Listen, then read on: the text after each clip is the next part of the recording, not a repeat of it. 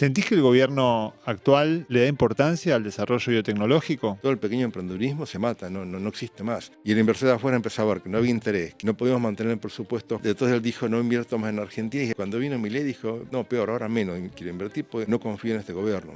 Nacía dentro del laboratorio, jugaba con los sapos que se usaban para hacer los test de embarazo. Compramos equipos que sabemos cómo sacar plata, pero es estratégico tenerlos. Hay un potencial inmenso en el oeste argentino que han descubierto que la potencialidad de los suelos áridos, regados, es muy alta. Y encontré atrás de eso grandes estructuras de factorías importantísimas, con mucha tecnología. Octubre del 2001 presentamos el proyecto final.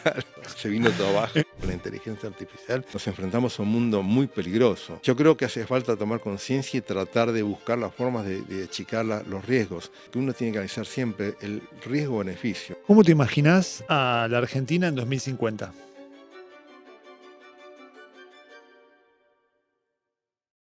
Hola, ¿qué tal? ¿Cómo andan todos? Hoy tenemos un invitado que se dedica a la biotecnología. Se llama Félix Hernán Farestaye. Lo llaman Hernán, lo vamos a llamar Hernán hoy en la entrevista.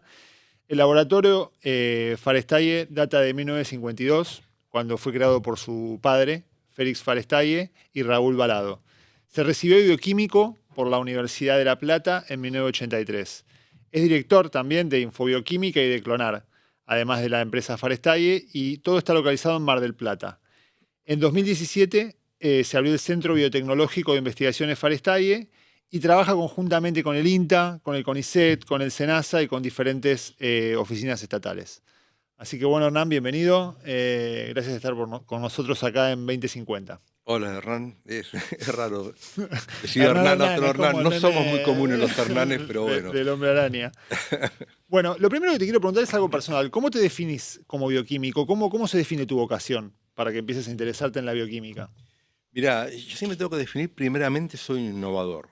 Yo creo que eso sí es mi genética, es de ser innovador. Me gusta innovar, cambiar las cosas, ver otras formas de hacer las cosas.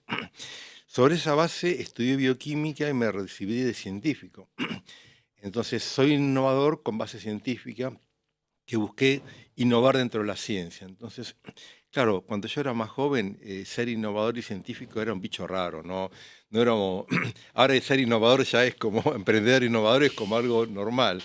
En ese momento, hablar de cambiar mucho las cosas era medio, sonaba un poco extraño, no era muy entendible. Pero cuando eras joven, ¿tu viejo te fue enseñando cosas? ¿Cómo surgió eso? ¿Cómo se te Sí, ocurrió dedicarte a eso y no a ser no, mi futbolista? padre era bioquímico, era también una persona muy emprendedora. Nosotros somos de genética muy emprendedora. Mi abuelo era libanés, llegó acá a Argentina a los 17 años, se subió a un barco y vino a Argentina, un país lejano, a empezar a producir y hacer cosas, y fue una persona muy emprendedora, que hizo muchas cosas. O sea, aquí hay una genética que yo digo que debemos ser guerreros porque nos gusta permanentemente estar en acción, en actividad, ¿no? Okay. Y sobre ese perfil de hacer cosas, la innovación para mí es fundamental, porque quizás las rutinas y los procesos repetitivos no me emocionan, y yo necesito trabajar con pasión, permanentemente estar apasionado con lo que hago y buscando y haciéndome preguntas. Y sobre esa base me convertí en empresario, porque me di cuenta que científico y emprendedor, si no tenía una rama empresaria, no iba a llegar a ningún lado. ¿La infancia la pasaste en Mar del Plata? ¿La pasaste...? Sí, toda mi vida nací dentro del laboratorio. De hecho, en ese momento jugaba con los sapos que se usaban para hacer las pruebas de test de embarazo. Así que nací dentro de un laboratorio, básicamente. Y en ese marco, en la empresa trabaja también tu hermano, Gustavo. ¿Cómo se llevan? ¿Cómo se dividen los roles? ¿Cómo es esa relación? Bien, como mi hermano, la verdad que tenemos muy buena combinación de actividades. Él tiene un perfil un poquito distinto. Yo siempre digo que él es mucho más inteligente y yo soy mucho más práctico. Entonces, entre los dos combinamos mucho. Él igual en algún momento de su carrera se abrió un poco el laboratorio y estuvo fabricando insumos de laboratorio. Después ahora nos volvimos a juntar y la verdad que nos llevamos muy bien. Hoy encima ya son mi hermano y yo y mis dos hijos, que también son bioquímicos. y el esposo de mi hija, que también es bioquímico, y mi sobrina, que es biotecnóloga. Así que O sea que es una gran familia es una de gran familia de bioquímicos. bioquímicos, y mi otro sobrino que trabaja, es bioquímico también y trabaja en París, que no creo que vuelva más porque está muy enamorado de París, pero bueno, somos todos científicos en general. Bueno, siendo este un programa donde solemos conversar con empresarios, con innovadores, con emprendedores, la pregunta que me surge siempre es, ¿qué haces con la plata? ¿Qué significa la plata para vos? La plata es un medio para llegar a donde yo quiero ir. La plata como en sí no me gusta, no la quiero, me queman los dedos. Tengo plata y me preocupo si tengo plata. Digo, qué no estoy haciendo? Yo siempre digo que invierto en deudas. Yo siempre estoy gastando más de lo que puedo, porque siempre tengo sueños y estoy persiguiendo sueños mucho más allá de mis capacidades. Entonces, no tengo plata, ¿no? O sea, como empresario debo ser uno de los peores empresarios que existe, porque no tengo más que mi casa, no tengo un departamento, vos me das vuelta y no me sacás un peso de ningún lado, pero sí tengo una estructura maravillosa que he creado con la cual soy recontra feliz y no necesito más que eso.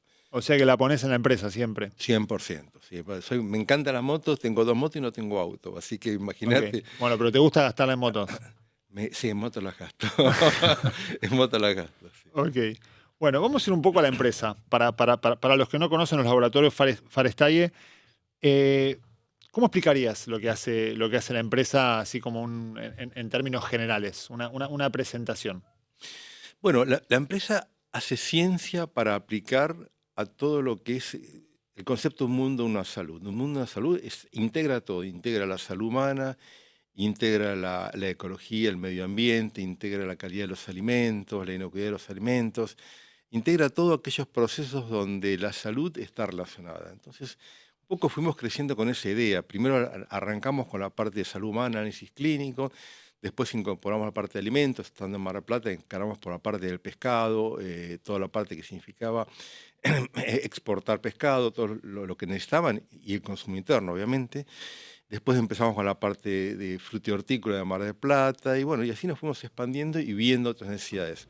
Empezamos a dar servicio en Bariloche con el chocolate, con la cerveza, nos fuimos a Madrid, después nos fuimos a Mendoza con la parte de vinos y frutos secos, y bueno, y así nos fuimos expandiendo.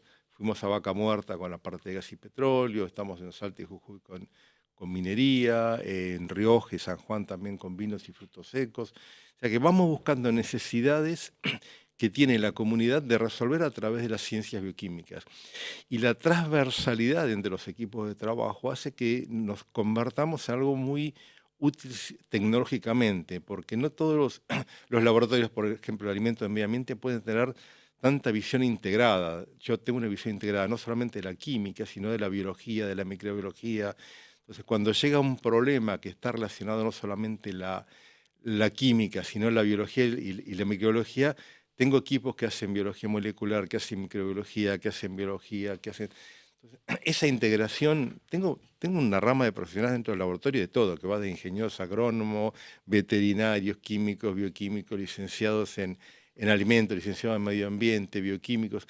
Esa integración hace que un productor tenga un problema y yo lo puedo analizar desde cualquier punto de vista. ¿Me podés dar un ejemplo de un problema que haya tenido un productor y que ustedes lo ayudaron con el análisis, con la cuestión esta biotecnológica?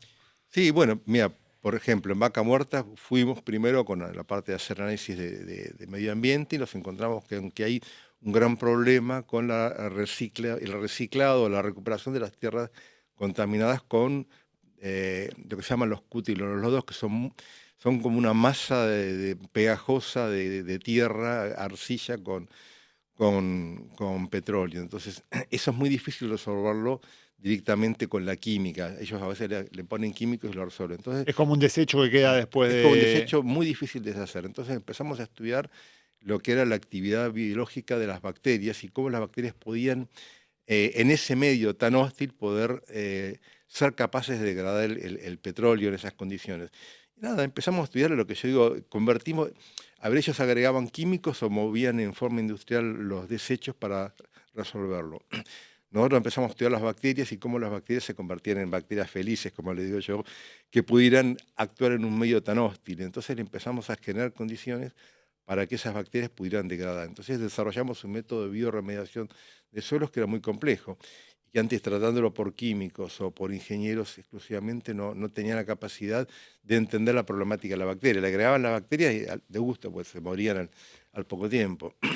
También hicimos lo mismo con el O sea, desecho. ustedes generan una bacteria para que eso se biodegrade, digamos. Sí, no es que la generamos nosotros, no tocamos el medio ambiente, solamente seleccionamos aquellas bacterias que son capaces del medio ambiente de degradar los hidrocarburos y le dimos las condiciones propicias para que no se mueran.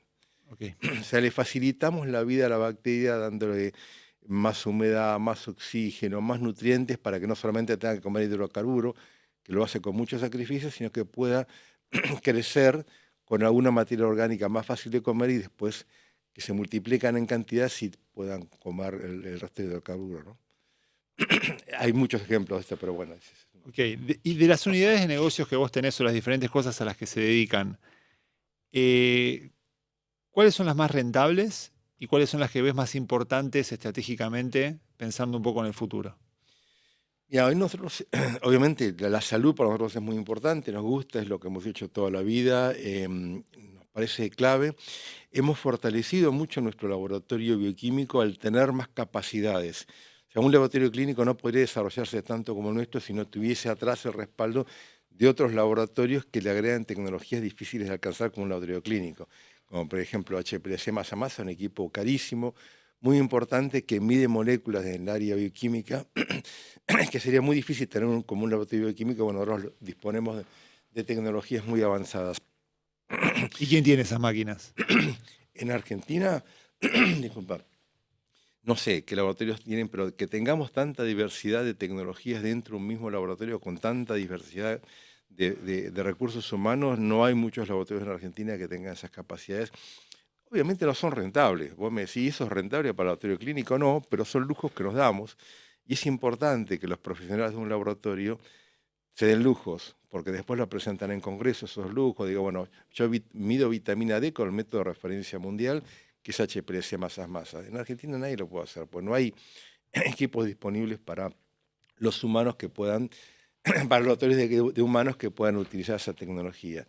Entonces, bueno, nos damos el gusto de ser pequeños y después lo presentamos en congreso, mostramos los resultados, hacemos los comparativos con los métodos tradicionales.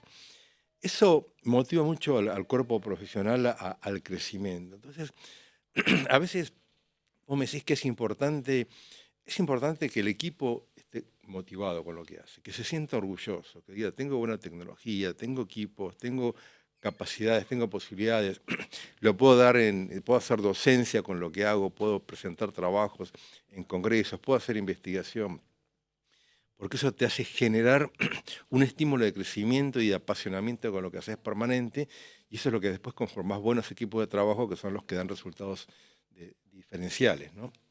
Ok, ahora vos me decís, hay veces que invierto en máquinas que capaz no son tan rentables, pero sí que son importantes para ciertos descubrimientos, para cierta labor científica. ¿De dónde vienen esas máquinas? ¿Dónde se fabrican? Te lo pregunto desde la ignorancia total. Mirá, Esos equipos, ¿y cómo es tu proceso para tomar la decisión de comprar un equipo? la decisión es muy complicada, es larga, se evalúan muchas alternativas, se discuten con alguien que ya tiene otros equipos. Siempre lleva tiempo, porque cada máquina es como comprarte un auto, ¿viste? Vos, lo que es más Una off-road, moto. menos off-road, más para la ciudad, menos para la ciudad, te sirve para esto. Cada decisión que tomás ganás y perdés. Después, obviamente, querés tener 2 o 3 máquinas que a veces lo vamos logrando, decir, bueno, esta la uso para esto, esta es parecida, pero uso para esto. Entonces vas teniendo distintas alternativas dentro. Los equipos, muchos son de Europa o alemanes o de Estados Unidos, ahora están entrando también equipos chinos de buena calidad, al principio no eran de buena calidad, ahora han logrado mejorar la calidad. Y la decisión de tomarlo es a veces estratégica, a veces perdemos plata, compramos equipos que sabemos cómo usar para plata, pero es estratégico de tenerlos, es saber que sos uno de los pocos laboratorios que contás con esa tecnología y haces un diferencial. Em, y después te pasa por ahí que un golpe de suerte te transforma en algo. Nosotros tenemos muy bien desarrollada biología molecular, con mucha tecnología, muchos equipos, mucho desarrollo interno. Me acuerdo que en el momento que en China encierran a 60 millones de personas en la pandemia, Yo lo llamo al equipo de biología molecular, todo el laboratorio, y digo, prepárense porque vamos a tener que hacer 500 determinaciones por día de virus. Biología molecular es un área que trabaja 20 determinaciones por semana. Entonces digo, prepárense porque esto cambia. Esto sin cerrar ¿Eso que es análisis del COVID. de COVID? De COVID, sí, el análisis de COVID. Y tiro la pelota 3 meses para adelante, digo, y me miran como diciendo, Hernán, ¿vos estás seguro que nosotros vamos a empezar a comprar insumos para hacer 500 determinaciones por día? No, chicos, le digo, yo hice un cálculo estratégico de lo que significaba Mar del Plata, la cantidad de estudios, bla, bla, ahí me dio un número así de 500 determinaciones diarias. Y yo sabía que lo que había pasado en China ya se escapaba, no había forma, la pandemia se venía. Armé todo el Cuando equipo. acá todavía decían que capaz que no era algo que iba a ser tan... En febrero teníamos todo montado, habíamos comprado los primers para hacer que me habían puesto a punto el método, ¿verdad? Y estaba todo el equipo preparándose, habíamos comprado insumos y me miraban, viste, como diciendo... Se comía la curva. Se comía la curva. Bueno, llegamos a hacer 800 determinaciones por día. O sea que hasta mis predicciones más optimistas habían quedado cortas. Por supuesto que fue un caos, un desastre, era imposible trabajar en esas condiciones. Pero bueno, se logró, nosotros fuimos pioneros en toda la zona de Mar del Plata y la zona en tener volumen y capacidad de procesar, más aún que el mismo Estado, que no había podido, digamos, programarse tanto en avanzada, ¿no? Ok, ahora te quiero preguntar un poco, ya que hablaste del Estado, por la articulación que tenés con diferentes instituciones, como dijimos en la presentación con el INTA, con el SENASA, con el CONICET, ¿cómo es la relación del laboratorio con eso? Bueno, nosotros, cuando yo digo que soy innovador, uno no es que tenga todas las capacidades para resolver todos los problemas que existen, porque tenías que tener un monstruo de sistema. Entonces, lo que hacemos es desarrollamos la capacidad de llevar adelante proyectos, financiándolos o buscando cabezas internas que puedan liderar proyectos, pero muchas veces estos proyectos son subcontratados con investigadores del Estado. El proyecto de bioremediación, por ejemplo, subcontratamos 2 o 3 gente del CONICET, de universidades de distintos lugares, y vamos subcontratando para distintas etapas del proyecto. Entonces los vamos agregando al proyecto y obviamente se les paga, se les reconoce toda la labor que hacen. Entonces, esa articulación con el Estado nos ha servido permanentemente de hacer un montón de cosas. Con universidades hemos ganado el premio de la Fundación Exportar, como te comenté. Con SENASA hemos también ganado un premio en SENASA. Bueno, estamos trabajando con...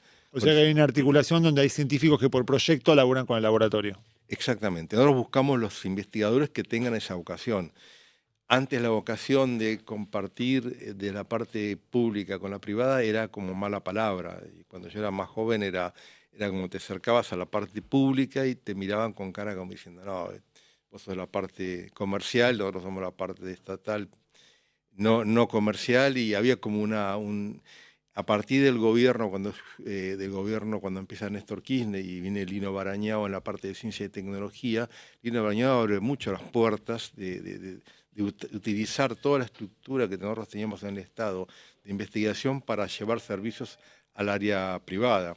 Y hay un cambio de mentalidad muy importante, lento, pero hay un cambio de mentalidad. Entonces hoy te encontrás con muchos investigadores que están deseosos de participar en proyectos prácticos para llevar a la comunidad eficiencia productiva, mejor calidad de todo en general, ¿no? ¿Cuánta gente trabaja en Farestalle? Y hoy ya es difícil porque, como te dije, hay tantas sedes y algunos son nuestros internos, otros son asociados de empresas, pero hoy el servicio lo estamos prestando con más de 200 personas en todo el país, ¿no? Okay. 150 en Mar del Plata y 50 el resto del país. Buenísimo. Te quiero llevar a un tema que siempre genera mucha intriga y mucho morbo, que tiene que ver con la clonación. ¿Hacen laburo ustedes con clonación? De plantas. De plantas. De plantas, sí, sí. Ok. ¿Cómo es ese laburo? ¿Y cuán lejos estimás vos que estamos de la clonación de órganos? Mirá, no, en el tema de clonación de órganos ni me metería a hablar porque no es un tema que domino, lo escucho, lo leo, pero como cualquiera que se informa por los medios, así que no me animaría a decir. Si vos me preguntás como opinólogo externo, y viene muy rápido. El tema del manejo de células madre y de transformar esas células madre en órganos. Ahora, viste que tengo una radio que se llama El Microscopio, que hacemos entrevistas a toda gente de todo el mundo, y entrevistamos a un premio Nobel hace un tiempo que había ganado el premio Nobel por el descubrimiento de las células madre. Y él estaba con algo que era fascinante, que era la reprogramación celular. Ya no necesitas partir de células madres, sino que agarras una célula común, la volvés para atrás, la llevas a su... Eso es lo de la edición CRISPR. No, edición CRISPR es cambiar el formato genético de una célula. Yo Ok. te digo, tu célula, te agarra una célula tuya de la piel y que es una célula ya diferenciada en célula de la piel y la reprogramo para atrás y la reconvierto en una célula madre y te la vuelvo a inyectar para vos. Ellos estaban curando cegueras. Y digo, esto es lo que me dijo él, no tengo experiencia en el tema, pero estaba muy apasionado pensando en que podían empezar a reprogramar para atrás células madre y empezar a llevarlas para adelante. No es una clonación, es una reprogramación celular. Pero bueno, eso es todo lo que sé del tema, porque en algún momento le hice la entrevista y me quedé apasionado con esas posibilidades. Lo que nosotros hacemos es clonación de plantas. ¿Para qué clonamos plantas? A veces vos tenés dos o tres cosas. Una, por ejemplo, trabajamos mucho en vid, en la clonación de plantas, porque las vides se van enfermando con virus. Entonces, si ellos hagan de una vid, sacan una estaca, plantan una nueva planta y esa planta ya está enferma y siguen haciendo nuevas estacas y siguen transportando los virus. Entonces llega un momento que una planta de vides por ahí tiene 7, 8, 10 virus y se van enfermando y van perdiendo eficiencia productiva. Entonces nosotros agarramos una célula madre de la yema, muy chiquitita, que ahí esa yema todavía no está infectada, y de esa yema logramos reproducir una nueva planta. Esa planta sale sana, libre de virus. Entonces estamos clonando una vieja vid que no la quieren perder, pero ya las tienen llena de virus.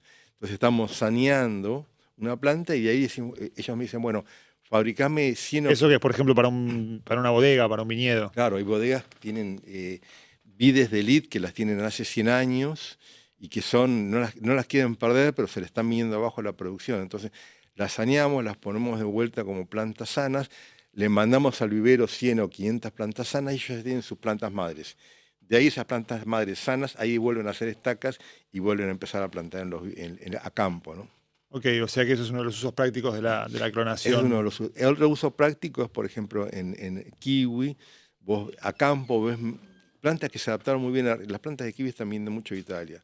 Hay algunas variedades que se adaptan mejor que otras a nuestro suelo. Entonces vos seleccionás, mira, esta planta me gusta, esta planta me gusta, y me traes 4 o 5 plantas que querés que te clonemos. Y aparte, viste que el kiwi lleva la planta macho y hembra. Entonces, y este macho, justo en esta latitud, poliniza en el mismo momento que poliniza la hembra. Entonces, que la hembra está en flor. Entonces, sincronizame, dame clones de este macho que sincroniza justo la polinización, entonces le facilitas la producción o le mejorás la eficiencia productiva, ¿no? Entonces clonar tiene que ver con eficiencia productiva o con rescatar buenas genéticas que naturalmente se van produciendo. Ok. Me contaste que vos estás recorriendo un poco el país y hablando con productores y escuchando un poco qué es lo que les pasa y viendo qué solución les puede aportar tu empresa, el laboratorio. ¿Cómo los viste en general? Para que ya vayamos yendo un poco hacia Argentina. ¿Qué clima notaste en este viaje, en esta recorrida que hiciste? Mirá, mi sorpresa fue que hay un potencial inmenso en el norte, no diría el norte, en el oeste argentino, que han descubierto que la potencialidad de los suelos áridos regados es muy alta. Uno antes miraba los suelos áridos del norte y se imaginaba poca productividad. Hoy están produciendo de todo en esos suelos áridos. Aceitunas, nueces, pasas de uva, olivos, vino. Y encontré atrás de eso grandes estructuras de factorías importantísimas, con mucha tecnología. La verdad que me asombré, ¿no? Yo me lo imaginaba, tenía toda la idea, un poco más la idea del norte, más pobre, menos industrializado. Y evidentemente hubo una corriente en los últimos 20 años de industrialización y de aportes para que estas industrias crezcan en el norte o sobre la cordillera, muy importante. Muchas en manos de argentinos, otras en manos de extranjeros, pero encontré un potencial industrial que no me lo imaginaba. Bueno, la parte citrícola, frutillas, nada, cada vez que daba un paso me daba una sorpresa y me encanta verlo, me encanta ver que hay tanto potencial y tanto desarrollo en el norte. Y ahí lo iba a ver porque obviamente el laboratorio ayuda mucho ahí. Ayudamos con la clonación, ayudamos para mejoramiento de las plantas, estamos pistachos, estamos plantando pistacho por todos lados.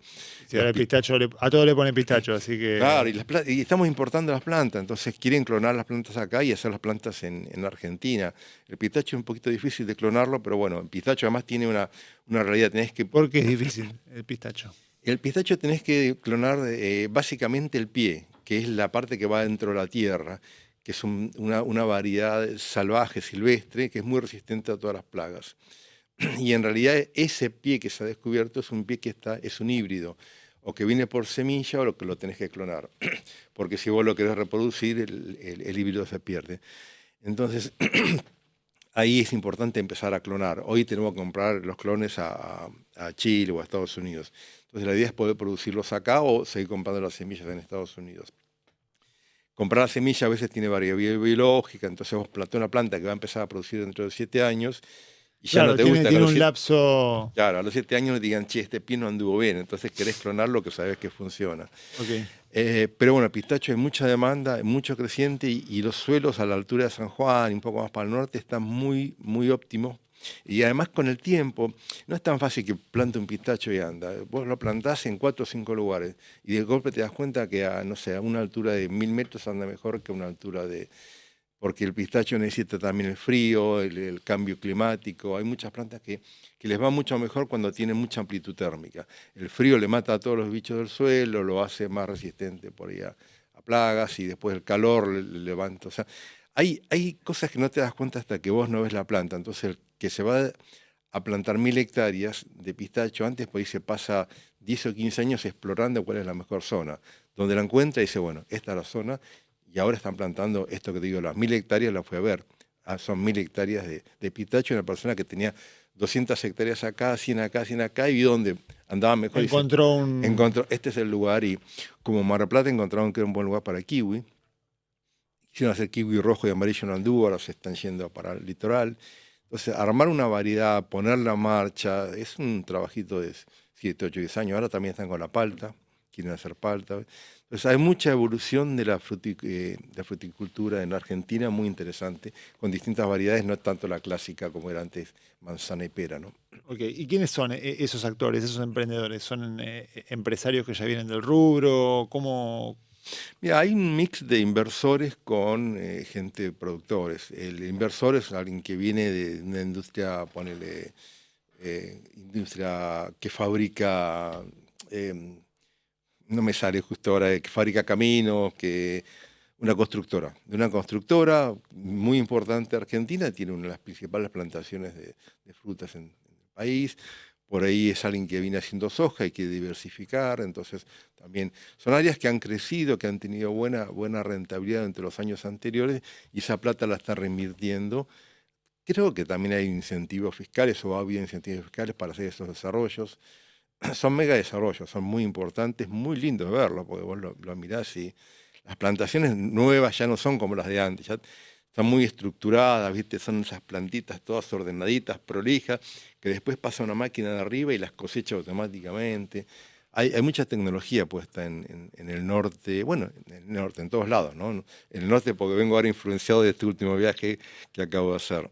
Ok, te llevo un poquito para atrás y después ya nos metemos más en Argentina. Te quería preguntar por la fertilización in vitro. ¿Qué tipo de trabajo hacen ustedes con respecto a esa industria, se le podría llamar, y cómo ves que está ese negocio? Bueno, me llevaste 30 años para...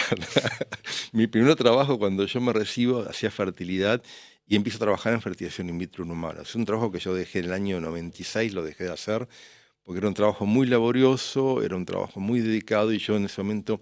Mi padre se había enfermado y tenía que tomar el control de la empresa y convertirme más en empresario que así que estoy muy alejado de la fertilización in vitro en humanos. Lo que sí te puedo decir que en ese momento me lleva a empezar a explorar la biotecnología porque empezamos a hacer fertilización in vitro del INTA de Balcarce, allá cerca de Mar del Plata, y empezamos con bovinos. Entonces desarrollamos todo el programa de fertilización in vitro en bovinos que termina en una clonación en bovinos cuando yo ya no estaba en el equipo, ya me había retirado. Pero bueno, tiene mucho potencial evidentemente, hoy ya se usa mucho, creo que en caballos de polo, se usa en en distintas áreas. La clonación tiene la... O sea, es un negocio que vos dejaste en un Total y momento. absolutamente, sí, sí, estoy muy alejado, pero me sirvió porque fue mi puntapié inicial a donde yo empecé a hacer biotecnología. Cuando vi todo eso, hablé con el intendente de Mar Plata y digo, esto es muy importante. Y digo, hay un centro de biotecnología en Chile que se llama Fundación Chile, y en ese momento el intendente me dice, bueno, andate con el secretario de la producción a Chile, y nos quedamos un mes formándonos en biotecnología en Fundación Chile, que es un mix del Estado 50% y en un momento era la ITIT, una empresa telefónica que había puesto 25 millones de dólares cada uno, y desarrollan proyectos en conjunto. Por ejemplo, el Salmón Rosado es un proyecto en conjunto entre el Estado es de la Fundación Chile. ¿Qué logran ellos? Ellos con 5 millones de dólares logran montar una estructura de conocimiento que factura hoy, no sé cuántos, pero en ese momento facturaba 300 millones de dólares anuales. O sea, con una Pero, inversión de 5 facturan 300 sí, anuales. pero ¿qué empresario podía invertir 5 millones de dólares en algo de riesgo? Nadie. O sea que hay la innovación y el desarrollo tiene una etapa que es imposible para un empresario encararlo solo. Entonces, y ellos que hicieron, una vez que encararon esto y lograron hacer que el salmón rosado funcionara en Chile, vendieron las licencias en $10.000 a cada empresario. O sea, dijeron, ¿cuánto es la escala que tenemos? Y podemos exportar, podemos tener 30 empresas que exporten 10 millones de dólares cada uno, listo. Vendieron 30 licencias a $10.000 cada uno, nada, simbólico, y le dieron todo el know-how de cómo hacer salmón rosado. ¿Cuánto estaba cosechando de impuestos el otro año el gobierno chileno? De los 5 millones ya había recuperado 20.000 millones de dólares. Entonces, esa inteligencia entre el gobierno y el Estado para producir cosas que a veces el empresario solo no puede llegar, porque llegar a la innovación y al desarrollo te lleva una inversión y un riesgo que no lo puedes lograr. Entonces, me parece que ahí la sinergia entre el Estado en planes estratégicos, los chilenos lo lograron muy bien con Fundación Chile. Okay. Y después se lo busca otra Chile Export, no me acuerdo cómo se llama, le busca los mercados afuera. A través de las embajadas en todo el mundo le busca los mercados a lo que produce Fundación Chile, ¿no? Y ahora ya te llegó a Argentina. ¿Y eso en Argentina pasa? ¿Ves algún proceso análogo? Bueno, quisimos hacer el proyecto arrancamos en 1999, muy entusiasmados, presentamos el proyecto, lo armamos, lo presentamos Para que era para salmón también. No, era para hacer una fundación como Fundación Chile, pero en Argentina. Ok. Un proyecto, lo presentamos, al intendente le encantó, se lo mandó a De la Rúa en ese momento, De la Rúa se lo mandó a Cavallo, todos lo aprobaron, estaban todos felices y contentos. Y en octubre, Sí, iba siendo diciembre de 2001. octubre del 2001 presentamos el proyecto final. Claro, se vino todo abajo. En octubre de 2001 lo presentaron. Desapareció todo. Yo en marzo del 2002 golpeé la puerta en la Secretaría de la Presidencia, donde estaba el proyecto, y digo, este proyecto, no, mira, la Secretaría de la Presidencia no existe más y todos los proyectos que hay acá los tiramos. Digo, Así, ¿y por dónde directamente, arranco? Y no ¿verdad? sé, me dice, claro, está bien, el país estaba hecho un caos, pero esa falta de continuidad en ideas y en ¿Y proyectos... después no te dieron ganas de reflotarlo, de volverlo a presentar en otro gobierno? Mirá, lo reflotamos ahora hace un par de años cuando nosotros hicimos nuestro propio centro de biotecnología independiente. Era un contexto bastante distinto. Hace un par de años que decimos gobierno de Alberto. Sí, digamos, cuando estaba el Ministerio de Ciencia y Tecnología, ahí había mucho viento a favor. Y en realidad lo que hizo el gobierno anterior fue, en vez de hacer un solo centro de biotecnología, había como muchos centros de biotecnología dispersos, con la misma política de desarrollar ideas. El gobierno subsidiaba mucho todos estos proyectos.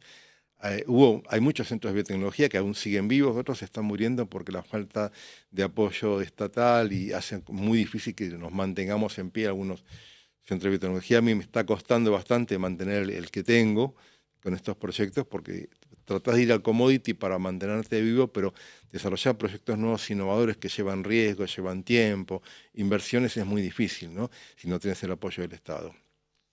Bueno, justo como que me la dejaste picando. ¿Sentís que el gobierno actual le da importancia al desarrollo biotecnológico? No. ¿En qué lo ves? No, para el gobierno actual la realidad es que ellos ven que esto es un problema netamente privado. Sí, es un problema netamente privado el desarrollar el bienestar de la comunidad con desarrollos biotecnológicos. Ahora vos me decís, ¿es suficiente? No,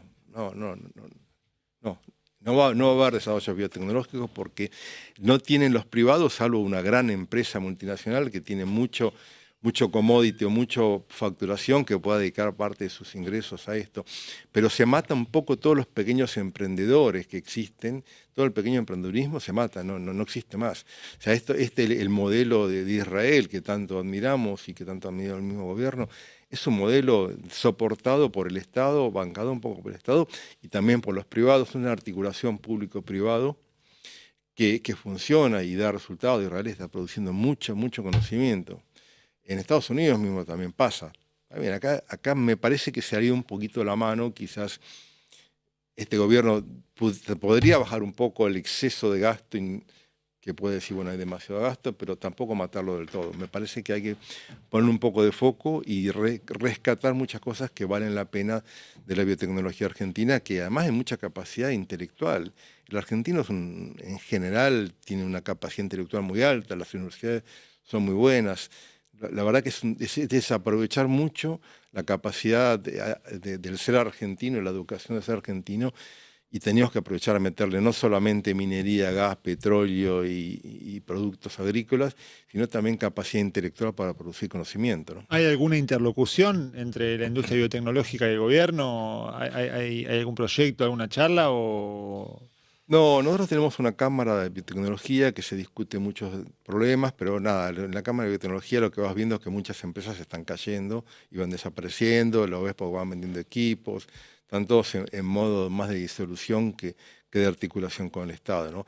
Sí está pasando que el Estado, mucho a través de instituciones públicas, está buscando hacer alianzas con lo privado porque también ellos están quedando sin recursos, entonces mucha gente del área pública está buscando sostén en el área privada. No es malo, está bueno, es una forma de mejorar la capacidad productiva entre ambas partes y no solamente dejar todo el gasto en manos del Estado y enfocarnos en lo que es productivo, en lo que da resultado. Pero no podés largarlo tan en banda porque la verdad que está demasiado desamparado la parte de biotecnología, ¿no? Ok. ¿Y qué faltó en gobiernos anteriores para que esto se terminara de desarrollar, para que se terminara de consolidar? ¿Qué sentí que faltó?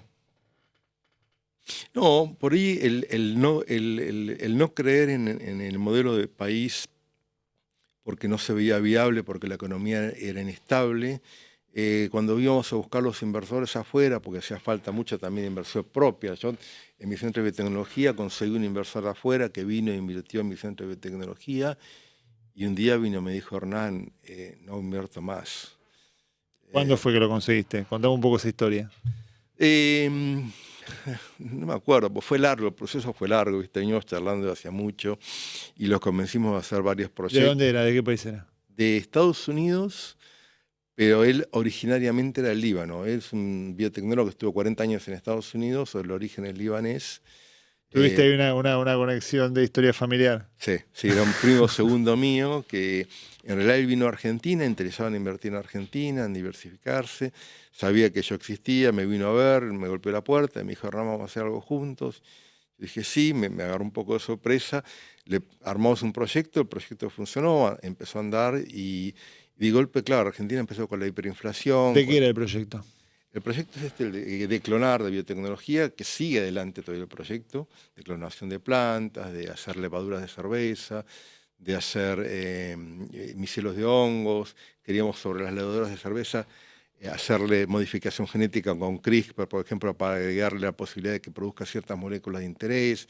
Bueno, había varios proyectos, inclusive con la parte de clonación de plantas.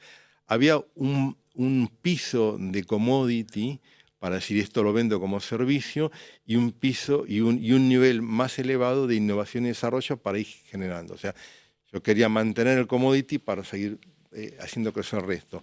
Hoy ¿En qué año fue esto? Perdón, dijiste hiperinflación, que fue fines de los 80. No, es mucho más reciente. Esto hace 5 años que Hace pasó. 5 años. Sí. Ok. No, fue, digamos, al final en el gobierno de Alberto Fernández, más o menos, fue todo que ocurrió todo esto.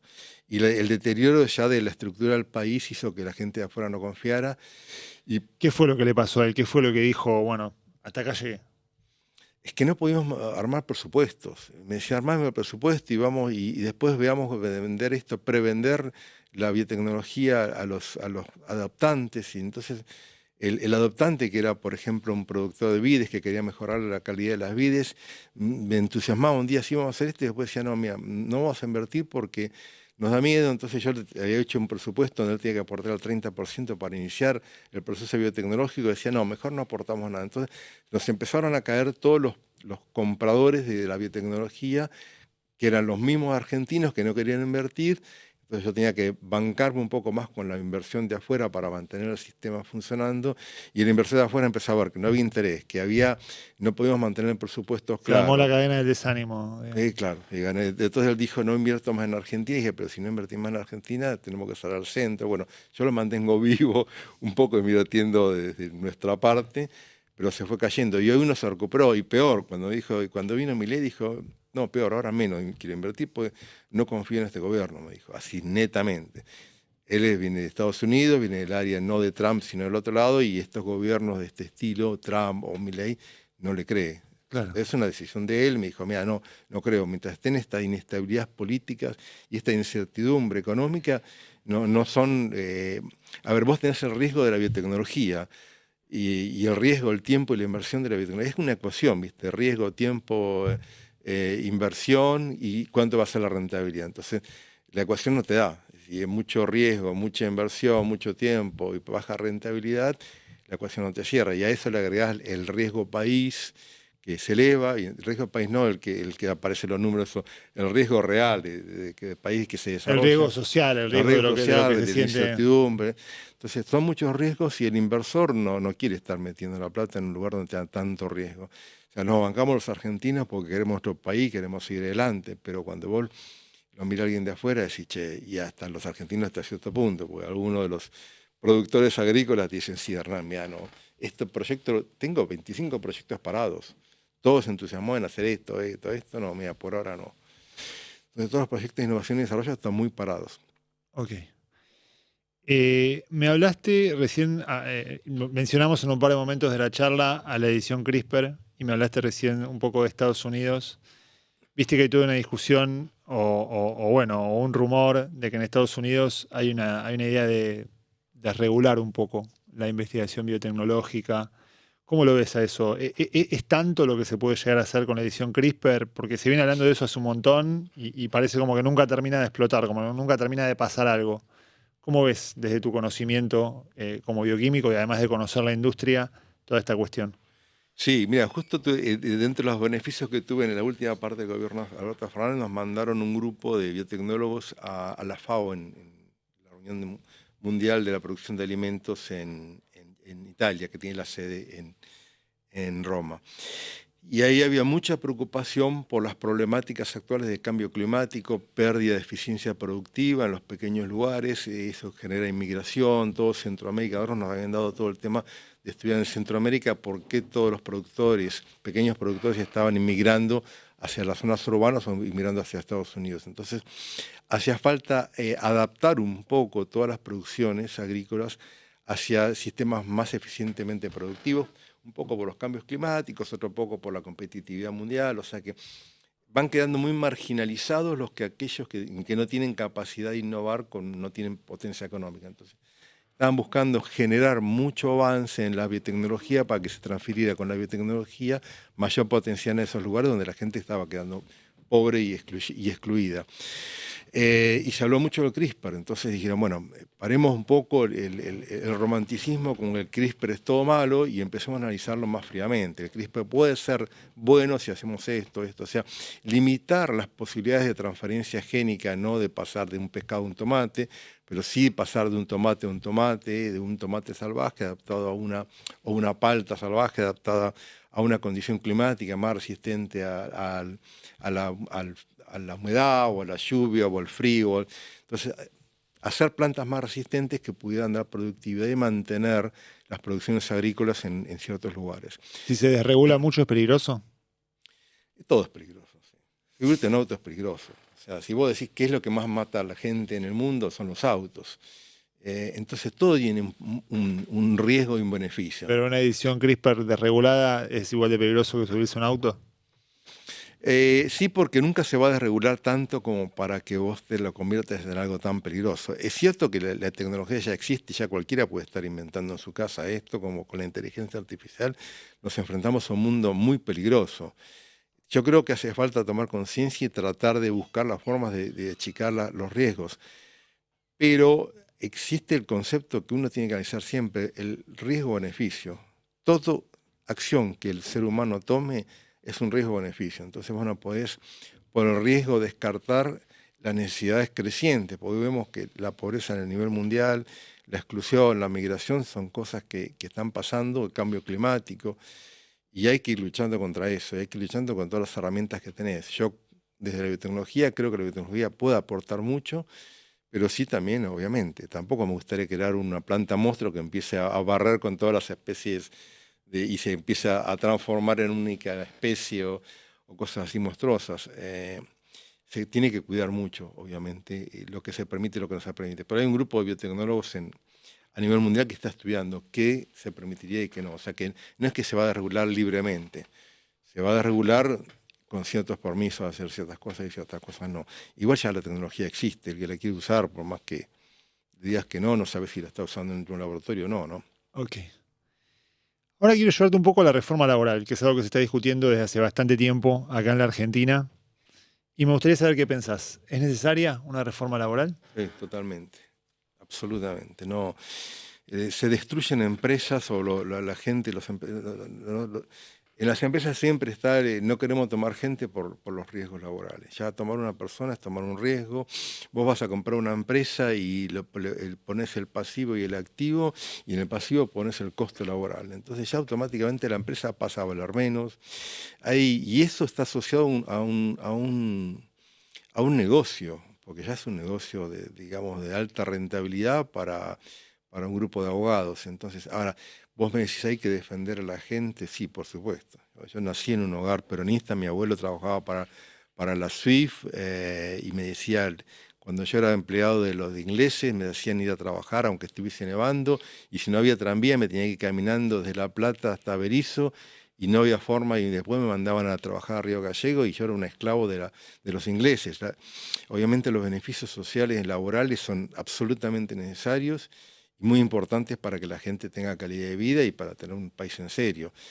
Ahora, yo creo que estamos un poquito, que se ha ido por el otro lado, la cuestión sindical, laboral, me parece que hoy atenta contra el laburo. Ya todos los productores agrícolas quieren automatizar todo lo posible porque no quieren tener más gente, porque tener gente es un riesgo, tener un problema. Entonces tenemos que dar vuelta a esa ecuación. Esa ecuación se puede dar vuelta si vos mejorás las cuestiones laborales bien, pero de vuelta, hay riesgos y beneficios. Tenés que mejorar un poco las condiciones para la empresa y poner un poco más límites. Si no, hoy un empleado puede hacer lo que quiere. Me ha pasado de gente que se va del laboratorio por su cuenta y después te manda un telegrama diciendo que fue despedida y empezás yo otra vez hablaba con un juez y me dice, mira, Hernán, pero esa persona se fue a trabajar en la competencia, me hizo un juicio, me dijo que yo lo eché, y bla, bla, bla. Me dice, mira, Hernán, te va a salir más barato arreglar que ganar el hacer todo el juicio, proceso. Entonces, si ganás el juicio, tenés que pagar, no sé, 75 millones de pesos. Si lo arreglás, por 50 arreglarles. Tenés que transar con el sistema porque el daño que te puede causar es mayor aún si lo ganás el juicio. Entonces, parado en eso, vos ya no tenés defensa. Estás muy vulnerable como empresa y a las empresas te hacen un agujero terrible después. ¿Te preocupa que la reforma laboral la vaya a hacer Milei? Tengo miedo que se pase para otro lado también, sí, pero no creo que hoy el sistema institucional está muy fuerte, tampoco le van a dejar hacer cualquier cosa, ni mismo los aliados de Milei, tampoco van a dejar que se pase de la rosca. Yo creo que va a haber un límite institucional que van a decir sí, pero hasta acá, no tanto. O sea, sí tienen que dejar que se libere un poco el sistema, pero tampoco va a ser como en Estados Unidos, que te echan y chao, y listo, andate, agarra tu cajita y andate con tu cosa a otro lado. No creo que sea tan así tampoco.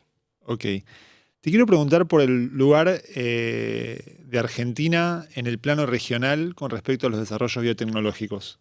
Me diste el ejemplo de Chile, que había armado algo que a vos te parecía interesante y que acá, bueno, pasaron cosas y no se pudo armar. ¿Cómo es Argentina? Si lo comparamos con Chile, si lo comparamos con Brasil. Y como potencial yo creo que es muy superior a todo Latinoamérica, muy superior.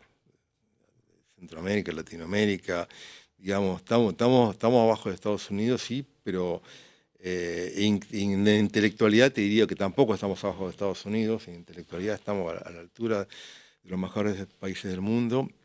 Los profesionales argentinos son muy valorados cuando están afuera trabajando, en todo el mundo, en Estados Unidos, en Europa, en cualquier lugar que un profesional argentino vaya a trabajar, es muy reconocido y es muy capaz. Institucionalmente no nos falta el soporte, la infraestructura. Ahora en Estados Unidos también está pasando que ellos también están en crisis. Esos recortes le ha llegado también a ellos, hay mucho apriete. En Europa también está pasando en varios lados del mundo que hay mucho apriete al gasto en inversión y desarrollo. Pero sí, está muy superior la parte institucional y la fortaleza y la seguridad que le da un investigador por trabajar en el sistema de investigación. Pensar que un investigador, una vez que está trabajando ahí adentro, después salir afuera a trabajar en la parte privada no es fácil. Entonces, una persona que gastó toda su vida en intelectualidad, es muy difícil poder insertarse en la parte privada. Entonces, son cosas que uno tiene que manejar desde la institución para darle seguridad a un investigador de que va a tener una cierta estabilidad, que esa estabilidad tampoco se convierta en un confort, en una zona de confort, que investigo algo que no le sirve para nada a nadie, pero lo investigo porque estoy cómodo acá, ¿no? ¿Y cómo se logra ese equilibrio? No, yo creo que Lino Barañao lo venía haciendo muy bien, ¿eh? Lino Barañao, el proyecto que había desarrollado y el concepto de política que estaban bajando ellos era muy claro y lo iban logrando. Es un cambio cultural lento, porque tampoco un investigador que es muy ortodoxo, que tenía toda su vida en la cabeza algo muy estructurado, no lo vas a cambiar la cabeza un día para otro.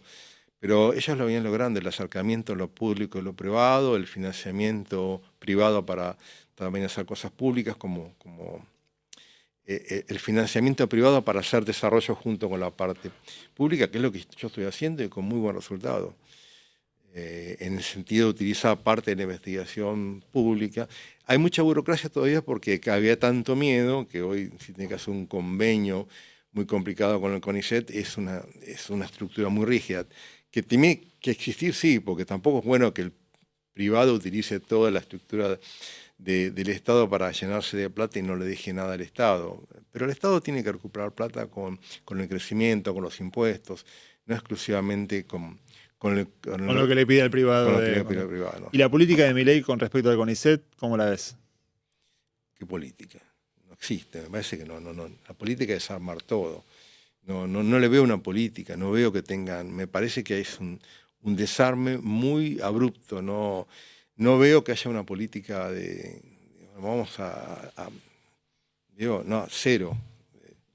Como decía, lo cortaba y lo tiraba, ¿no? Sacó el papelito y lo tiró. Claro. No me parece que haya una política. Una política significa, me parece, vamos a racionalizar el gasto, vamos a priorizar proyectos, vamos a darle prioridad a esto, vamos a mantener esto, vamos a cuidar a los buenos investigadores, y vamos a mantener esto que funciona bien. Eso es una política. Hoy los buenos se están yendo y los que no tienen otra alternativa, no sé, no lo veo bien, no quiero ser muy prejuicioso en lo que digo porque por ahí puedo fastidiar a alguien con mis conceptos, pero no veo una buena estructura, una buena estrategia. Veo que hay gente muy, muy valiosa que se está yendo y están desesperados las cabezas de los directores de todas las instituciones públicas, que se está yendo gente muy valiosa de la parte pública, ¿no? Y es lamentable eso, porque reconstruir eso no es 2 días. Destruirlo son 2 días. Reconstruirlo te puede llevar muchísimo 20 tiempo. años. Bueno, una pregunta que hacemos siempre, un clásico de este programa. Supongamos que... Sí, era la última de... Bueno. Sí, lo tenía. Una pregunta que hacemos siempre en el programa, un clásico ya. ¿Cómo le explicarías el peronismo a un extranjero? Alguien que no conoce nada de Argentina o que no lo conoce en detalle. Mira, yo nací en un hogar peronista de mi abuelo con un padre radical. cuando el clásico era radicales y peronistas.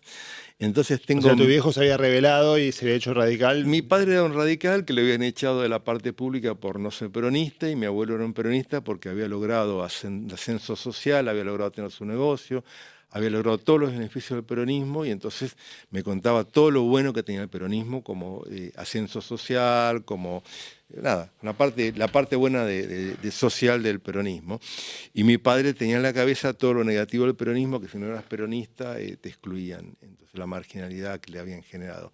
Entonces, escuchando las dos opciones permanentemente. Entonces, yo en mi cabeza no puedo ser ni peronista ni antiperonista, porque me parece que de cada lugar vos sacás algo positivo, inclusive de lo de Milei. Yo creo que hay cosas también del gobierno de Milei que son positivas y rescatables. Lo que pasa es que no podés pasarte de una punta a la otra.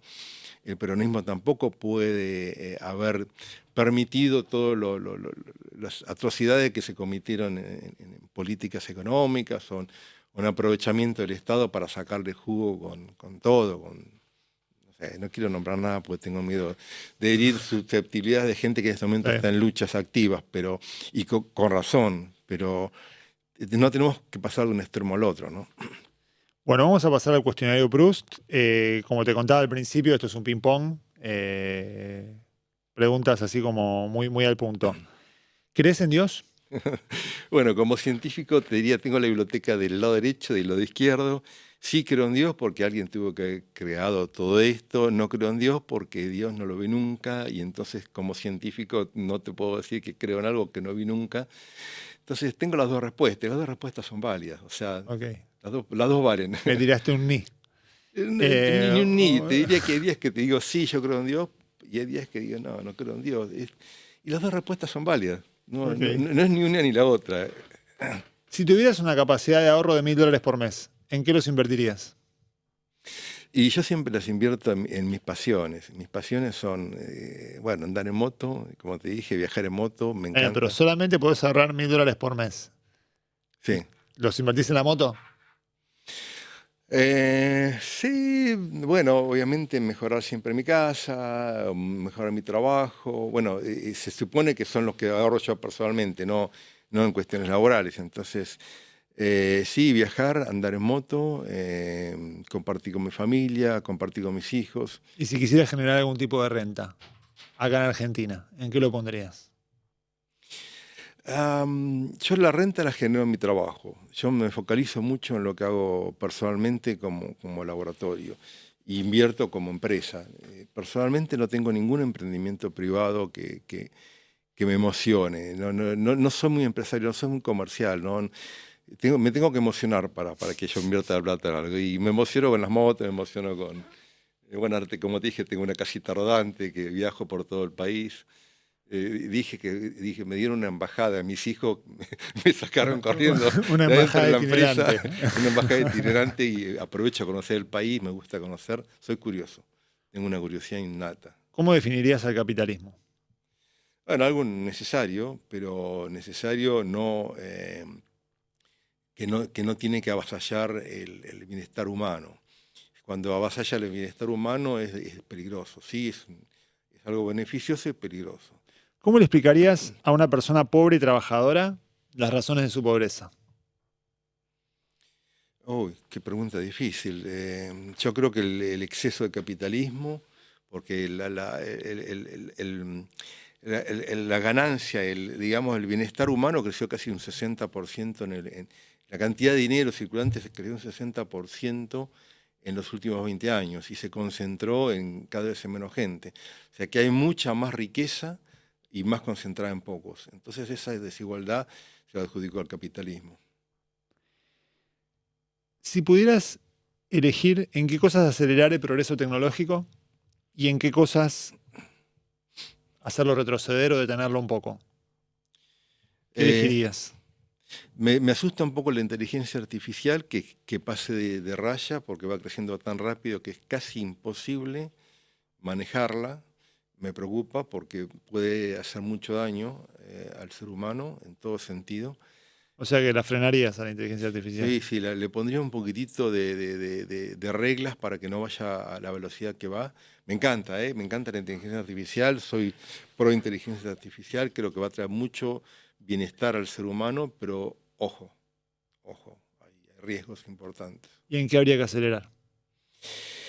En la salud humana, vos sabés que yo veo que la salud humana está muy atrasada. Si tuviésemos la misma capacidades informática que usan los bancos, los jueguitos electrónicos, lo hubiese puesto en la salud humana, estaríamos 10 veces mejor con la salud humana. Yo te conté que tengo un proyecto de desarrollo de inteligencias no artificiales, pero de inteligencias, de transferir la inteligencia del experto al no experto, para que cuando vos te atendés en los contextos de salud más periféricos, vos puedas tener la misma calidad de atención que si fueras al mejor hospital de acá de Para Buenos Aires. diagnosticar mejor, digamos. Claro, democratizar la atención médica.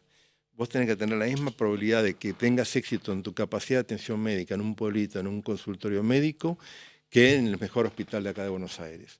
Hoy no está democratizada, hoy tenés mucha más probabilidad de que te vaya bien, te salve la vida y te atienda mejor en un buen centro de salud que en un mal centro de salud. Ahí es donde la informática y la inteligencia artificial pueden hacer grandes diferencias a nivel de salud de los más alejados, más desamparados, que están en un centro como acá en Buenos Aires, que tienen elección de muy buenas capacidades. Clarísimo. ¿Crees que tus nietos van a crecer en un mundo mejor o peor del que te tocó crecer a vos? Y en algunos aspectos mejor. Yo creo que el mundo, si lo mirás para atrás, a pesar de todo, en muchos aspectos evoluciona, en otros no. No sé, mis hijos crecieron en un lugar donde corrían por la calle, jugaban por la calle. Hoy ya eso, si no estás en un pueblo, en un lugar alejado, no lo podés hacer. El nivel de seguridad, los autos son cada vez más peligrosos, andan más rápido. Hay más riesgos potenciales en todos lados. Pero también hay otros beneficios que el desarrollo ha traído en calidad de vida. Obviamente todos vivimos más años, mejor, tenemos más posibilidades de atendernos. La expectativa de vida sube mucho y eso habla bien de muchas cosas que se están haciendo bien, ¿no? Ok. ¿De qué te arrepentís? De haberme hecho tanto problema. Soy muy exigente conmigo mismo y estoy haciendo ahora mindfulness para aprender a afrontar los dolores sin sufrimiento, aceptar que las cosas no salen siempre como vos las crees y que los problemas existen y van a existir siempre, pero no cargarte con tanta responsabilidad, tanta culpa y dejar que el universo un poco se alinee con tu conciencia y no tener que estar haciéndote tantos castigos psicológicos por las cosas que no anduvieron como vos querías, ¿no? Ok. ¿En qué cosas Argentina es mejor que los Estados Unidos? Uy, en muchas. Yo no viviría en Estados Unidos. Yo creo que la calidad de vida acá es mucho mejor. De hecho, viví también 6 meses en Japón, cuando Japón era la meca del mundo. Y la calidad de vida acá en Argentina, la gente vive, los amigos, podemos programar un asado de hoy para dentro de un rato, podemos cambiar las reglas, la calidez humana de la Argentina me gusta y eso se nota en muchos lados.